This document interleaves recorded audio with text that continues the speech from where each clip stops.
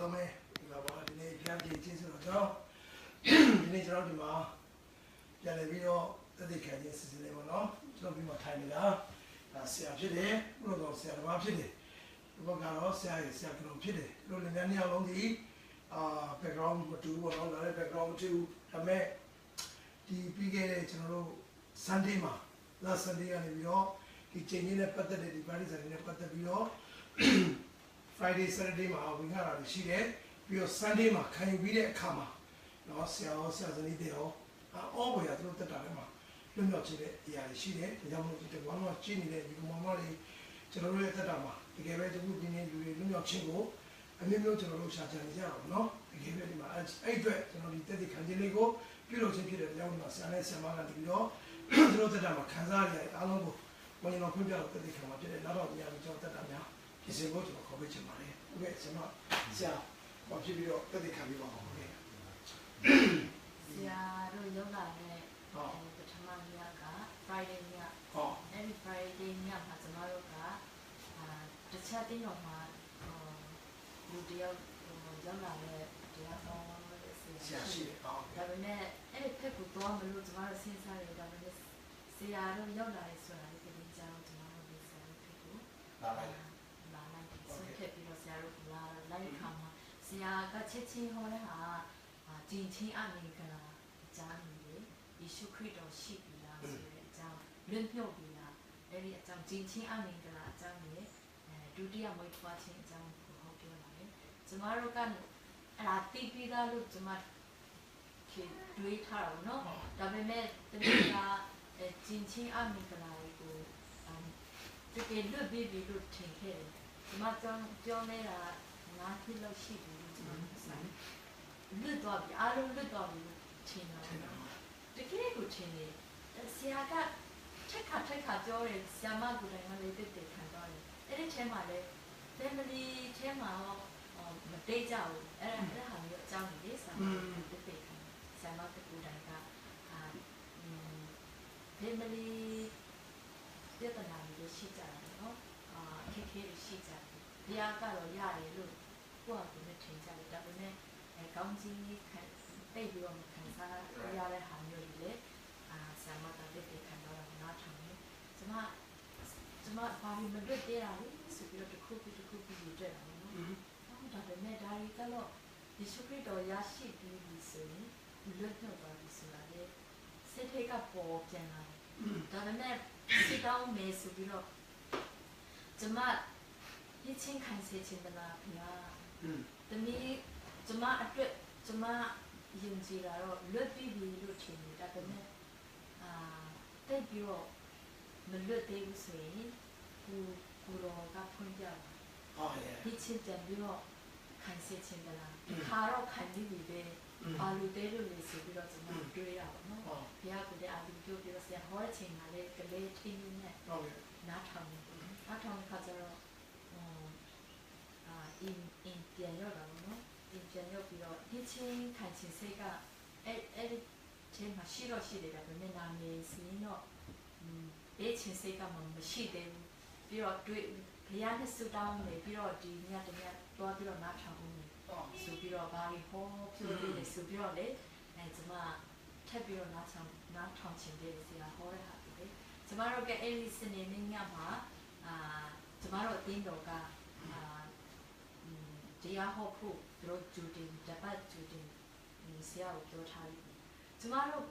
တွေးထားတော့နော်ဟိုဒီညနေဆရာတို့ဖိတ်တော့ချင်းနေပြီးတော့လေဆရာလေးတရားဟောရမယ်ဆိုတော့ကျမတို့တင်းတော်ထင်တယ်တရားဟောရမယ်ဆိုတော့မတော်ဖြစ်ဘူးဒါစင်ဘလူလို့မလဲဒီချင်းမခံရတော့ဘူးလားဆိုပြီးတော့နော်အဲ့ဒီချင်းအကြောင်းဘုရားနားထောင်ချင်တယ်ဆိုပြီးတော့ကျမစိတ်ထဲကဆူတောင်းလာနော်ဒီ cancel လုပ်လိုက်ရင်လည်းအဲ့ဒီတရားဟောဖို့လေမအားဘူးကျမတို့ပြောလိုက်ရင်လည်းဒီဖက်သွားလိုက်ပြီဆိုရင်လည်းလူတွေကဘယ်လိုထင်လဲတွေးကဝင်လာတယ်ပြီးတော့အရင်တော့ချင်းစိတ်ကရှိတယ်အဲ့ဒါကျတော့ကျမတို့ကစိတ်ထဲမှာလည်းဖျားသွားလို့ပြောပြီးတော့ဖျားရဲ့လူတော်ကဖြစ်စေပါဆိုပြီးတော့ကျမတို့စိတ်ထဲမှာဆူတောင်းတယ်ဆရာလည်းတော့ချင်းစိတ်ကနည်းနည်းရှိတယ်ဆိုပြီးတော့ကျမခံစားရတယ်ပြီးတော့ကျမတို့အတင်းတော်အလုံးကပါနော်ပြီး ထွက်သွားကြတယ်ကိုင်းချီနာမှာပြီးတော့အဲ့ဒီကျမကလည်းတော့ချင်းလေးဆိုပြီးတော့ဒီနေ့ကုန်တွေးတာပေါ့နော်။အိုးဒီနေ့ဘယ်လိုနားထောင်နိုင်မလဲဆိုပြီးတော့ခင်စာတခုခုလုံလိုက်တယ်ဆိုရင်အရင်ကောင်းပြီနော်ဒီနေ့ကျမတို့စီဝေးလေနားရအောင်ပြောလို့ဆိုရင်အရင်ကောင်းပြီဆိုပြီးတော့ကျမတွေးတာပေါ့နော်ဆိုတော့မတောင်းစိတ်ထဲကဖရားကိုအာရုံပြုစဉ်းစားတယ်အဲ့ဒီချိန်မှာလူငယ်တယောက်ကပေါ့နော်ခေါင်းဆောင်လူငယ်ခေါင်းဆောင်တယောက်ကပေါ့နော်ဒီညကလေးတွေနဲ့ပါခေါ်လာရဆိုတော့ဒီကတင်ပါရမယ်ဆိုတာသိတယ်အဲ့ဒါနဲ့ ဒီနေ့ကိုပြီးနေဖြစ်လို့အားလုံးဒီနေ့ကိုပြီးနေဖြစ်လို့အားလုံးမို့ပြီးမှကြတယ်ဒီကတော့ cancel လုပ်မယ် cancel လုပ်မယ်ဆိုပြီးတော့လူငယ်ခေါင်းဆောင်တယောက်ကပြောလာတယ်ကျမအဲ့ကိုကျေးဇူးတင်တာဘုရားကျေးဇူးတင်တယ်ဒီနေ့တော့ထောက်ခွင့်ရတယ်အဲ့ဒါဖေကစုမတောင်းဘူးဒါပေမဲ့စိတ်ထဲကဖေကဒီခွင့်ပေးတယ်ဆိုတော့လေကျမအရင်ကဝန်တာတယ်ဖေကပုံမှန်လေးဝန်တာတယ်ပြီးတော့ကျမတို့ကအဲ့ဒီညကိုစနေနေ့ညကိုလာနိုင်တာဖြစ်တယ်ဘုရားရဲ့ကျေးဇူးတော်ကြောင့်နော်အဲ့ဆရာထပ်ပြီးတော့ဟောတယ်ဘယ်လိုခေါ်မလဲကြည်ချင်းအမင်္ဂလာဆိုတာတိနိုင်အောင်ပေါ့နော်နည်းနည်းတော့ဘယ်လိုခေါ်မလဲကလေးတွေလည်းကားတိုက်ခံရတဲ့ဟာမျိုးပေါ့နော်ပြီးတော့လင်ဖေကအတူတူနေပေမဲ့အခိုင်တစ်ခိုင်မှာကွဲနေကြတယ်အဲ့ဟာမျိုးတိတ်ခံချက်တွေကိုလေဆရာဟောပြောလာတယ်ကျွန်မလည်းအဲ့ဒီခါမှာဒီချင်းခံစိတ်ကပူပြီးတော့ရှိလာတာပေါ့နော်နားထောင်အိုးကျွန်မမလွတ်သေးတာရှိလေပါလားဆိုပြီးတော့ကျွန်မတွေးကရှိလေဒါပေမဲ့နည်းနည်းခေါင်းမာတာပေါ့နော်ကျွန်မငငယ်ဆုံးလေးဖြစ်တယ်ပြီးတော့နည်းနည်းတော့မဟုတ်ဘူးအများကြီးခေါင်းမာတော့ဒီကိကိုခေါင်းမာတဲ့လူတယောက်ဖြစ်တယ်ဘာမှမရှိဘဲနဲ့မာနာရှိတတ်တာပေါ့နော်အငယ်ဆုံးဆိုတော့အဲ့ဒါမျိုးပြီးတော့ဆရာကလည်းဒီချင်းခိုင်းစီချင်တာပေါ့နော်ဒါပေမဲ့မပြောရင်တော့သူကလည်းကျွန်မမပြောဘူးဒါပေမဲ့ဖေကလည်းအာရုံပြုပြီးတော့ဆရာတချင်းဆိုပြီးတော့ဖေကိုချင်းမတဲ့ချိန်မှာလေဒီစူတောင်းကလေးချင်းဒီစူတောင်းဒီစင်မေပြီးတော့စူတောင်းဖေကဒီချင်းပြန်ပြီးတော့ခံစီချင်သလားတခါတော့ခံပြီးပြီဒါပေမဲ့ချင်းချင်းအမင်္ဂလာမလွတ်တဲ့ဟာလေဒီနေ့လွတ်ပြီးပြီးတော့မတိဟာကိုပေါ်ပြအောင်အဲ့ဒီခါမှာလေဒီချင်းခံတဲ့ခါမှာဘူပြီးတော့ပျော်ရွှင်မှုတွေးရမှာမနော်ဘယ်လိုခေါ်လဲမတိတဲ့ဟာတွေလေဒါရီလူပေးရဆိုတာပေါ့မတိတဲ့ဟာတွေလေပေါ်ပြအောင်ဆိုပြီးတော့ဒီစူတောင်းတော့ဆရာကရောက်ချီမွန်းတဲ့ခါကျတော့ဒီလက်ကိုမြောက်ပြီးစူတောင်းခံဆရာပူတိုင်းကစူတောင်းပေးတယ်ဘုရားဦးလို့ရှိတယ်နည်းနည်းခေါင်းမာတဲ့ခါကျတော့လေဆရာပူတိုင်းကလာထိတယ်ဆိုရင်ဘုရားရဲ့လူတော်ဖြစ်နေပြန်ပြီးတော့ဒီချင်းခံစေချင်တာဖြစ်နေဆိုပြီးတော့အမှတ်သားဒီရှာတာပေါ့နော်ပြီးတော့ကျမနာမည်စင်းပေးနေဆိုပြီးတော့အဲ့ဒီချိန်မှာဆုံးဖြတ်လိုက်တယ်ပြီးတော့ဆရာကတော့ပြင်လို့ဆရာနာမထိုင်ပြီးတော့နာမည်စင်းပေးနေလို့ပြောမယ်လို့ပြင်စင်တဲ့ခါမှာသူကလည်းဆုံးဖြတ်ထားပြီးသားနာမည်စင်းတော့ပေးနေသူကူလာတယ်ကျမမပြောခင်လေးကပြောတယ်ကျေးဇူးတော်ကိုဆိုပြီးတော့ကျမဆရာကလည်းနေချင်းကောင်ဆုပြထားပြီဟုတ်တယ်ကျမကဆရာကကလေးနဲ့ဆိုတော့လိုက်နိုင်မလားဒီချင်းခိုင်ချင်းလေးတို့ပြောမလို့ကျမစဉ်းစားထားတာကိုဆရာကအကုန်လုံး၄ယောက်စလုံးဆရာက ready လုပ်ထားတယ် ready လုပ်ထားတယ်အဲ့ဒါဆရာကနာမည်တော့ပေးမယ်ဆိုပြီးတော့သူပြောအော်ဆရာလည်းအဲ့လိုလားဆိုပြီးတော့ကျမရောက်ကြပြီလေတကယ်ကိုကျေးဇူးတင်ကြသူလည်းပခုံးပေါ်မှာတင်ထားပြီးတော့ထက်ပြီးတော့လေကျေးဇူးတင်လိုက်တာဖရားဆိုပြီးတော့ဘုရားကျေးဇူးတင်တယ်ဆရာပေါ်မှာလည်းကျေးဇူးတင်ပြီးတော့ကျမကပြန်တဲ့ခါမှာပေါ့နော်အင်ပြန်ရောက်တဲ့ခါမှာမအိတ်ခင်နေတာစူတောင်းဘုရားနားနဲ့လည်းပြောပါဦးအိမ်မက်မှာလည်းပြောပါဦးယူပါရင်လည်းပြပါဦးဆိုပြီးတော့ဘာလို့မလွတ်သေးတာလဲသိချင်တယ်နာမည်ရောပေးပြီးဒါပေမဲ့မသိတဲ့ဟာမျိုးလေဒါရီလူသေးတယ်ဆိုတာကိုပြောပါဦးဆိုပြီးအများကြီးပြောပြီးတော့စူတောင်းဆိုတော့အဲ့ဒီခါမှာ3နာရီ4နာရီလောက်ကနေမိုးရခါကျတော့အိမ်မက်တွေပေးတဲ့ခါကျတော့အဲ့ဒီအိမ်မက်ကမိုးရခါကျလုံးဝကိုမဖတ်မိဘူးအိုးဘုရားစာရမဏေကခိုးသွားလို့လားဘုရားကမပေးတဲ့ဟာလား ဆိုပြီးတော့ဘုရားကိုပြန်ပြီးတော့ဆုတောင်းတာပေါ့နော်ပြန်တရိယာစေပါဘုရားတိစေခြင်းလို့ဆိုရင်လေအဲ့ဒီအိမ်နဲ့အကုန်လုံးမဲ့သွားတဲ့ဟာကိုလေဟောပြပါဆိုပြီးတော့ဒီပြန်ဆုတောင်းပြီးတော့ခဏလေးအိတ်တယ်အဲ့ဒီ၄နာရီနဲ့၃နာရီဝေးလောက်မှာပါနော်ပြန်ပြီးတော့အဲ့ဒီခါကျ၄နာရီ၅နာရီကျမှပြန်ပြီးတော့နှိုးတဲ့ခါကျတော့အကုန်လုံးပြန်ပြီးတော့ပေါ်လာတယ်အဲ့ဒီပေါ်လာတဲ့ခါကျပထမအဆုံးကလေးကို Sunday School ခိုင်းပြမှာဆာမာရီကအတင်ဆောင်ပြီးလောက်ခိုင်းတယ်ကခုန်ခိုင်းတယ်အဲ့ဟာမျိုးဘုရားကိုချီးမွမ်းခိုင်းတယ်အဲ့ဟာမျိုးကိုကလေးခေါ်ကျမကလေး၃ယောက်ကဘုရားကိုချီးမွမ်းခြင်းနဲ့အရာကိုပြတယ်ပြီးတော့ကျမစကားကိုနော်တိတ်ပြီးတော့နားမထောင်တာပြပြီးတော့ကျမကကလေးတွေဆုံးမတဲ့ခါမှာတိတ်နားမထောင်တဲ့ခါကျတော့စိတ်ရှိဘူးပေါ့နော်စိတ်တူလာတယ်တို့တဲ့ခါကျတော့မင်းတို့နေစကားကိုနားမထောင်ကြဘူးဒီကနေထွက်သွားရင်မင်းတို့ဘယ်လိုနေမလဲအဲ့ဒါမျိုးပြောတယ်ဒါတွေလည်းဖခင်ကမကြိုက်ဘူးအဲ့ဒါမျိုးအိမ်ကနေစီးမယ်အဲ့ဒါမျိုးပြောတဲ့ဟာတွေလေစိတ်ရှိသေးတယ်ပေါ့နော်ဖခင်ကိုအားမကူပဲနဲ့ထွက်သွားမယ်ကလေးနားမထောင်ဘူးအဲ့ဒါမျိုးပြောတဲ့ဟာတွေလေအဲ့ဒါလေးကျင်ချင်းအမြင်ကပါတယ်ဆိုပြီးတော့ဒီနေ့စိတ်ထဲမှာပေါ်ပြတယ်အဲ့ဒီအိမ်နဲ့ချင်းပါလေတစ်ခုပြီးပေါ်ပြတာပေါ့ပြီးတော့ကျမအစည်းအဝေးမှာထိုင်ပြီးတော့အဲ့ဒီဘုရားရှိခိုးတဲ့ချိန်မှာလေဘုရားကျောင်းမှာထိုင်နေပြီးတော့ဆရာလည်းပါတယ်အဲ့ဒီအိမ်နဲ့ပါတော့ကျမကအင်ဂျင်တစ်ခါလေးရတာပေါ့အဲ့ဒီစီဝဲမှာထိုင်နေတယ်ဘာကြောင့်အင်ဂျင်တစ်ခါလေးရတာလဲဆိုပြီးတော့ဒီအဲ့မှာဘုရားပေါ်ပြတဲ့အရာကတော့လူရဲ့အနံ့ပါတော့အပြင်ပိုင်းကရင်းသူစိုက်တယ်လူသေးတယ်ဆိုတာကိုပေါ်ပြဘုရားကျောင်းမှာထိုင်နေတာပေါ့နော်ဘုရားကိုအာရုံမပြုဘူးပေါ့နော်ဆရာကြီးဟောတာကိုနားထောင်ခိုင်းတယ်လို့နားထောင်နေတယ်လူရဲ့အပြင်ပိုင်းပေါ့နော်အင်ဂျီဒီပါလေလာပါနည်းနည်းလူသေးတာပေါ့နော်ပြတာပေါ့နော်ပြီးတော့အဲ့ဒီမှာအနားလေးမှာထိုင်ပြီးတော့ကျမတို့ဩစတြေးလျဖျားကိုအရင်မမေးပဲပေါ့နော်ကျမတို့အတွင်းနဲ့ဩစတြေးလျမှာအမျိုးရှိတယ်ကျမတို့ကြာအမျိုးအမီကိုရှိတယ်အဲ့ဒီမျိုးစံနာကိုထွက်သွားပြီးတော့ဩစတြေးလျပြောဖို့ကျမတို့စဉ်းစားထားတယ်ဒီပြင်ဆင်ထားတယ်ဘယ်နာလို့ပေါ့နော်ကျမတို့အင်ကောင်းရောက်ပြီပါအင်ကောင်းရရှိသွားတာပေါ့နော်ဆူရတွေကခါပေးတာဟာလေပြီးတော့ကျမတို့အင်ရရန်ကောင်းနေအဲ့ခါကျတော့ကျမတို့အဲ့ဒီအင်လည်းအထားပြီးဩစတြေးလျပြောမလို့အဲ့ခါကျတော့ပစ္စည်းတွေလည်းအကုန်လုံးရောင်းပလိုက်ပြီဆရာလည်း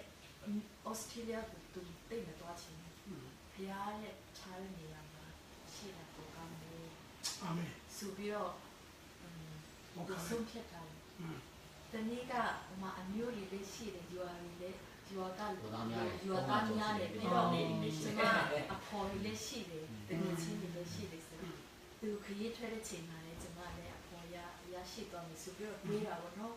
လူအတွင်းတာပေါ့ဘုရားကိုအားကိုးထိုက်လို့မအားကိုးတာကိုပေါ်ပြပြီးတော့သူများအိမ်မှာနေတဲ့ဟာကိုပြတာပေါ့နော်ကျမအခုအမားတို့အိမ်မှာဒီအန်တုံးလာလို့ရှိပြီပေါ့နော်အိမ်မရှိသေးဘူးအဲ့ဒါကိုကြင်ချင်းအမြင်ကလာတယ်ဘုရားထားတဲ့နေရာမှာမနေဘဲနဲ့ပေါ့နော်အိမ်မှာကပ်ပြီးတော့နေတာဟာ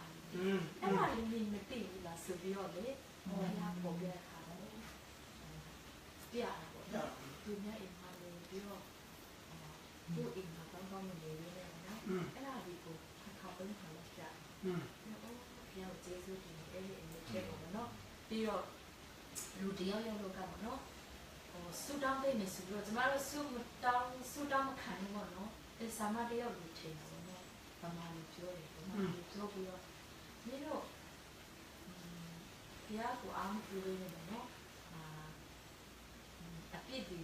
ရှိတယ်ဆိုပြီးတော့လေပေါ်ပြတယ်ဆူတောင်းခံတော့မ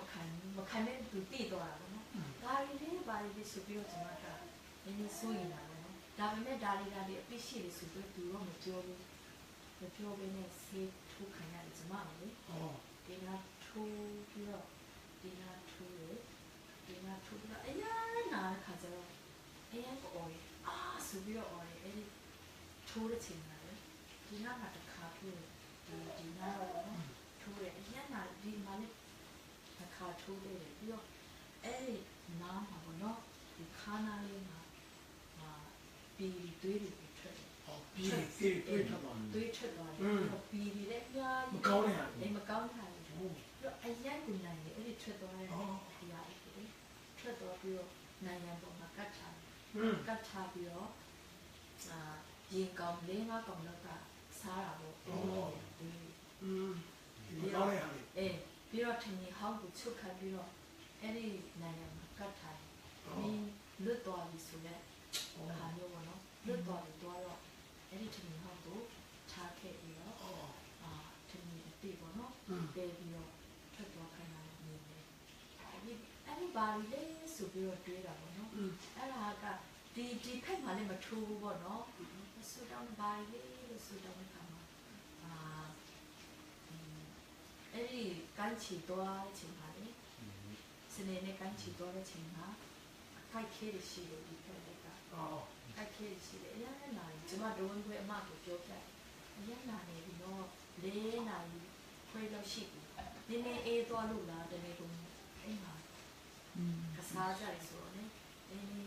လေအေးတိုက်ရဆိုတော့ကလေးက9လပဲရှိပြီဆိုတော့ကျမမခိုင်နိုင်တော့တာလားဆိုပြီးတွေးကလာတယ်ဒါပေမဲ့အစားဆောင်ပြီးတော့ဆက်တမ်းချင်တာယောဂကြောက်ပြီးလို့ကျွန်တော်ဒီဆိုင်လေဘာလို့ယောဂကြံနေတာလဲဆိုပြီးတော့တွေးတာပေါ့နော်အဲ့ဒီဟာဒီကိုဟောပြတာဒီနားဒီပခုံးအဲ့ဖက်ကိုလေးရဖက်ဒီဖက်ကအဲ့နားကိုရနာခံစားတာပေါ့တကယ်စနေနေ့ပြီးတော့အဲ့ဒါဟာကိုကောင်းတော့လေခံစားရ အကောင်းလို့ပါတယ် ဘုံလို့တော့အဲ့ဒီပြချင်းခံတဲ့ချိန်မှာလေမနေ့ပိုင်းဆိုတော့နည်းနည်းအေးတာပေါ့နော်အေးရင်လည်းတမီးကမကြောက်ဘူးဘုရားကဒါရီဒါဒီမလွတ်တယ်လို့ဆိုတာကိုပေါ်ပြတဲ့ခါမှာဒီရဲ့ကိုကျင်းနေတယ် အာမင် ကျင်းနေပြီးတော့လုံးဝကိုလွတ်တော်ရဆိုပြီးတော့မခိုင်ခင်ကလေးကလွတ်ရောက်ဆိုပြီးတော့လွတ်ပြောချင်းရရှိတော့ခိုင်ပြီးရင်လည်းလုံးဝကိုကလေးတွေလည်းပူပြီးတော့လင်းမာလာတယ်တက်လုံးဘုရားကိုအားကိုးရတော့မယ်ဆိုပြီးတော့လေ အာမင် ဩစတြေးလျကျောင်းဖို့လည်းလုံးဝပြောတာမရှိတော့ဘူးဒီရှိတဲ့နေရာမှာလည်းဘုရားချိန်ဆမယ်ဆိုပြီးတော့ဘုန်းကြီးကြည့်တယ်ပြီးတော့လုံးဝကိုလွတ်ထွက်တယ်လို့ဒီခံရတယ်ကျုံလို့ကြည့်တယ်ပေါ်ရောက်တာပေါ့နော် အကောင်းလို့ပါတယ် ဘုံလွတ်သွားပြီနေမကောင်းတဲ့ဟာတွေလည်းအဲ့ဒီကြိုက်ခဲပြီလေကြောက်သွားပြီလို့ထင်တယ်ဒီမှာ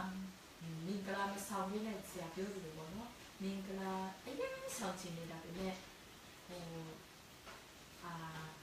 ကျင်းချင်းအမင်္ဂလာလက်ပါတာပေါ့နော်အတင်းတော့ဆွေးလန်းပေါ့နော်ဘာသာရေးဆွေးလန်းပေါ့နော်ဒီမှာယေဟောဝါတက်တယ်တင်းတော်က ဂျဟောဗာနော် ကြည်ပြင်းလာတယ်အရင်ဆွေးလန်းတာပေါ့နော်အဲ့ဒီဝိညာဉ်တော့အကြောင်းကြီးကိုလည်းနားမထောင်ချင်ဘူးပြီးတော့အိမ်မက်လည်းမယုံဘူးပြီးတော့ဝိညာဉ်တော့ဖွင့်ပြတယ်အဲ့ဟာမျိုးပေါ့နော် prophet ပြောတယ်အဲ့ဟာမျိုး မယုံ နေမကောင်းတဲ့လူဆူတောင်းပေးလေလွတ်ပြောတယ်အဲ့ဒါမျိုးလေးရှိတော့ဘူးလို့ပြောပြတာပေါ့နော်အခုကnational union တော့အလောကဟုတ်တော့ဟုတ်တယ်လို့ယုံကြည်နေတာပဲနဲ့ကိုယ်တိုင်သူတို့မလုပ်ချင်ဘူးနော်ယေရှုခရစ်တော်ကလုပ်ပြီးပြီအဲ့ဒီဝိညာဉ်တော်လုပ်တဲ့ဟာမျိုးကတော့ဟိုးခရစ်တော်ခက်ကတော့နော်လာမဲ့အနာဂတ်မှာလောက်ရမယ့်အရာတွေခုလောက်ရမယ့်အချိန်မဟုတ်ဘူးသူတို့ အဲ့လိုယုံတယ် ယုံကြည်တယ်နော် ဂျဟောဗာမင်းနော် ဒီရှုခရစ်တော်ထက်ပြန်လာတဲ့အချိန်မှာကြုံတွေ့ရမယ့်အရာတွေအခုလောကမှာတော့ဒါတွေက prophet မဟုတ်တဲ့ prophet ပေါ့နော်တကယ်စစ်မှန်တော့ prophet မဟုတ်ဘူးဆိုတော့ယုံကြည်တာပေါ့နော်အဲ့လိုတင်ခဲတင်ကြခဲ့ရတယ်အဲ့အတွေ့ကအများကြီးရှိတယ်ဒါပေမဲ့ကျွန်မကတော့အဲ့ဒီငါးနှစ်ကျော်နေတဲ့အချိန်ပေါ့နော်အဲ့ဒါတွေတော့ဒီနေ့ကမရှိတော့ဘူးအဲ့ဒီနေကောင်းရမယ်စာလေးစုတောင်းရမယ်အဲ့ဒါမျိုးအကုန်လုံးယုံကြည်တော့လက်ခံတယ်ဒါပေမဲ့အဲ့ဒီမလွတ်တဲ့ဟာတွေပေါ့နော်ကလေးပုံမှာစိတ်ရှိ သူ့မှာယောဂရှိတယ်ယောဂရှိတယ်နှလုံးရှိတယ်စိတ်လေးထိုးတာပြန်ပါပြီပေါ့နော်နှလုံးဒီရှိတယ်နှလုံးရှိတယ်အေးပတ်တာရှိတယ်ပထမကလေးမွေးတဲ့ချိန်မှာတော့ဒီမှာတော့မွေးတော့အေးပတ်တော့မလေးရှားလို့ရန်ကုန်လည်းမွေးတဲ့ချိန်မှာတော့သူကကောင်းပေါင်းလာပြီးတော့နော်အရင်အေးပတ်တယ်အေးပတ်တဲ့ယောဂနာနှလုံးယောဂပြီးခါနာတဲ့ယောဂရှိတယ်ကျွန်တော်မျိုးစံရောက်တော့ပိုဆိုးတော့ဘူးနော်ဒါပေမဲ့ထောက်စနေမှာသူပြောင်းလဲပြီးမှစာဆောင်တဲ့ချိန်မှာ3ရက်စာဆောင်တဲ့ချိန်မှာမနေ့မိုးမလင်းကြီးမှာဖြစ်တော့ကျွန်တော်ကလေးနားမှာလာထိုင်နေတဲ့ဒီသူရဲ့စီကောင်ကနားမြောင်းပေးသူဆူတောင်းတာကတော့ဒီအနာအတွက်တောင်းတာမဟုတ်ဘူး။ဘာလို့ပြောလို့သူအကူလည်းမအားလုံးကဘောဝတ်တဲ့ဆိုတော့ဘယ်လိုပြောင်းလဲခုပဲသူကဆူတောင်းနေတယ်။ဒါပေမဲ့3ရက်နဲ့မှာခရစ်တော်နဲ့လာတွေ့တော့ခရစ်တော်ကလာတွေ့တယ်တဲ့။ဒီနားမှာထိုင်နေမှာသူ့ကို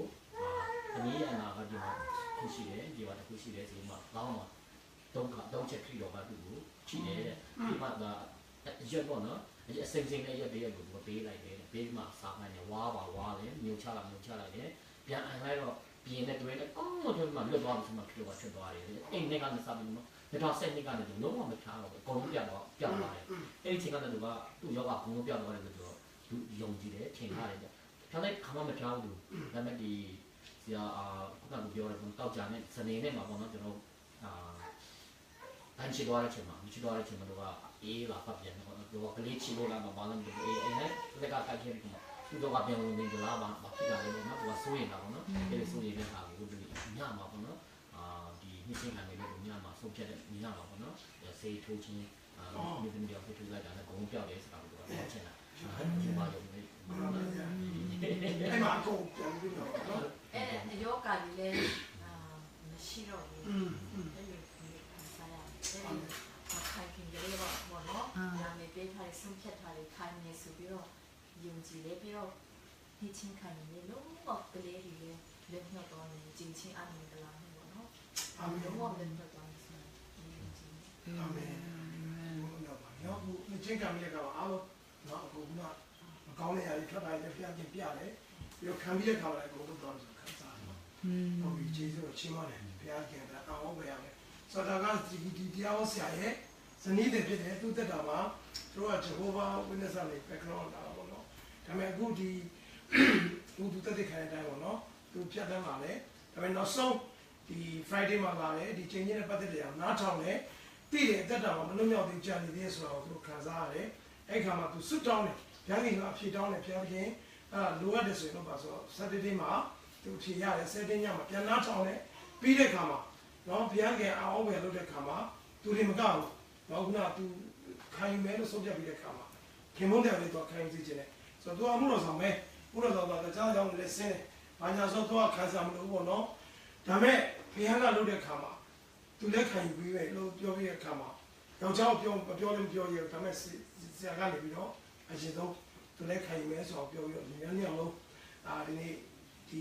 ကျင်းနေတဲ့ပတ်သက်တဲ့ဘာလို့ခိုင်ရဲပြီးတဲ့ခါမှာအခုဒီနေ့တွေအားလုံးလွတ်လပ်ပါဖြစ်တယ်เนาะဒါကြောင့်မို့ကျေးဇူးတော်ရောက်စီတိုင်းကျွန်တော်တက်တာမှာပြင်ဆင်ဖို့ပေါ့နော်ကျွန်တော်ဒါလေးကိုဟောပြချင်တယ်အခုစက်ထဲမှာပဲအဲ့ဟောလို့တစ်ချက်ပြလိုက်ပေါ့နော်ဒီမှာဆရာကိုကျွန်တော်တစ်ချက်